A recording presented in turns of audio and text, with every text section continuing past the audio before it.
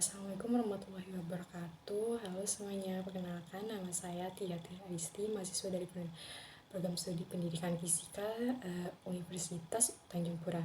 Nah, pada kesempatan kali ini saya akan mempresentasikan tugas dengan tema keterampilan 11 keterampilan abad 21 bagi seorang guru.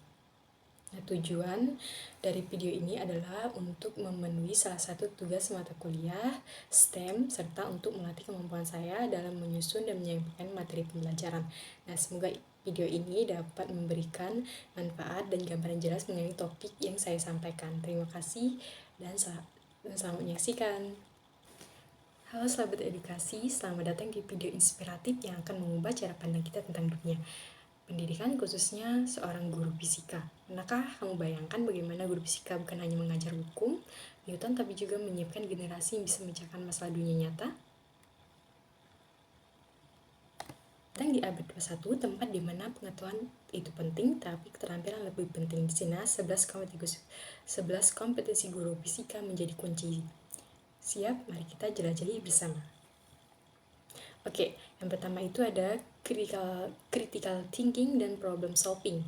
Jadi guru fisika tidak hanya mengajarkan rumus, mereka membimbing siswa mengajukan pertanyaan seperti mengapa benda bisa jatuh, bagaimana listrik bisa mengalir, terus kenapa magnet bisa menarik logam. Nah, dengan pendekatan berbasis masalah, guru mengajak siswa untuk berpikir kritis, mengidentifikasi pola, menganalisis data, dan menyusun solusi. Contohnya proyek, yaitu merancang jembatan mini dari sedotan untuk memahami gaya dan tegangan. Nah, jadi dari proyek itu bukan sekedar praktikum, ini juga merupakan latihan berpikir tingkat tinggi. Oke, yang kedua ada kreativitas dan inovasi. Nah, di dunia nyata yang telah berubah, kreativitas jadi senjata utama. Guru fisika mengubah kelas menjadi laboratorium eksplorasi lewat STEM Proyek siswa diminta menciptakan alat mengukur suhu alternatif atau bahkan desain lampu hemat energi. Nah, dengan kreativitas, konsep rumit jadi menyenangkan. Bahkan hukum kolom bisa dibawakan lewat komik sains atau plot eksperimen. Seru banget kan? Oke, yang ketiga itu ada kolaborasi. Fisika bukan ilmu yang berdiri sendiri. Dalam praktik, kerja tim sangat diperlukan. Nah, guru menumbuhkan semangat kolaborasi lewat eksperimen, kelompok, kuis, tim, hingga proyek lintas mata pelajaran. Nah, disinilah siswa belajar komunikasi, kompromi, dan kerjasama, karena ilmu tanpa etika kerjasama itu belum cukup. Oke, yang lanjut, yang keempat itu ada komunikasi efektif. Di sini menyampaikan ide dengan jelas adalah kompetisi yang krusial.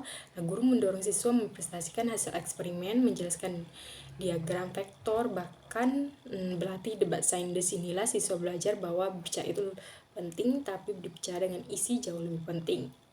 Yang kelima ada literasi teknologi dan informasi.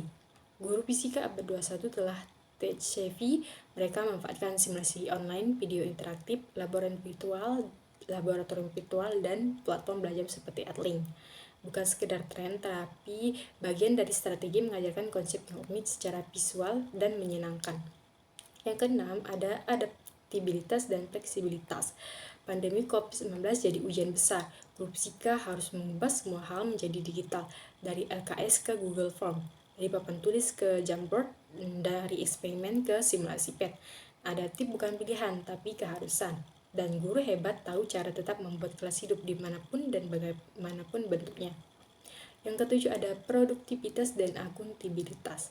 Guru fisika bukan hanya perancang pembelajaran, tapi juga manajer waktu dan akuntabilitas.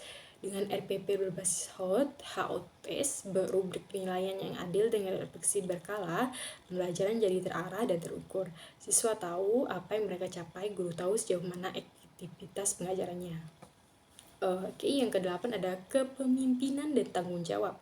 Menjadi guru adalah tentang menjadi pemimpin, bukan hanya di kelas, tapi dalam nilai-nilai. Nah, guru fisika menunjukkan tanggung jawab melalui keteladanan, datang tepat waktu, mengelola konflik di kelas, dan menunjukkan antusiasme terhadap sains, karena sains bukan hanya soal fakta, tapi juga sikap ilmiah. Yang sembilan, literasi global. Bagaimana konsep listrik praktis berkaitan dengan industri semikonduktor? Bagaimana hukum Newton bisa menjelaskan gerak roket? Nah, guru fisika membangun wawasan global, menautkan konsep lokal ke tantangan dunia. seperti energi terbarukan, perubahan iklim, atau teknologi mobil listrik. Siswa jadi sadar, wow, apa yang kupelajari ternyata relevan untuk masa depan dunia. Yang ke-10 itu ada inisiatif dan kemandirian.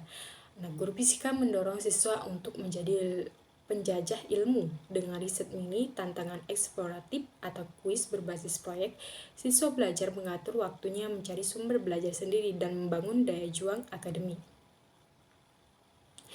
Oke, yang terakhir itu ada kesadaran sosial dan antar budaya.